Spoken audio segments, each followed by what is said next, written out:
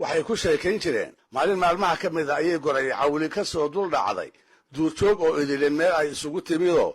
ay cayaar ku tumanayso markii ay soo muuqatayba waxaa loogu yeeray inay goobta soo gasho oo sacabka iyo jaanta ay ka qayb qaadato iyaduna hawraadsan bay tiri hase ahaatee haddiiba cayaartiisa luug baa ka galay waxay aragtay bahalla kale oo aan si wanaagsan goobta ugu jirin una cayaarayn dabadeed waxay goosatay iyaduna inta ay hagari meesha ka muuqato inaysan isdaalin taasoo lagu dareemay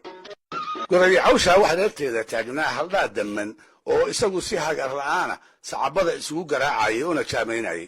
abbaar kadib ayuu arkay gorayo cawsha dhinaciisa taagani inaysan cayaarta sidiisa daacad uga ahayn markaas buu ku yidhi maxaad cayaarta u hakranaysaa ama maad si wanaagsan wax uga tuntid ama isaga baxdid se waxay ku jawaabtay cayaartu haddii ay hagaagtana lug baa iigu jirta haddii kalena waan kala baxaya dabadeedna waxay noqotay maahmaahmaanka qofka ku soo dhacda markuu arko ruux ka lagu dambeedinaya arrin uu wax ku leeyahay isaga oo aan daacad ka ahayn ama sida wax u socdaan aan ku jacsanayn amaba isbeddel dambe oo soo kordha ka dhul sugaaya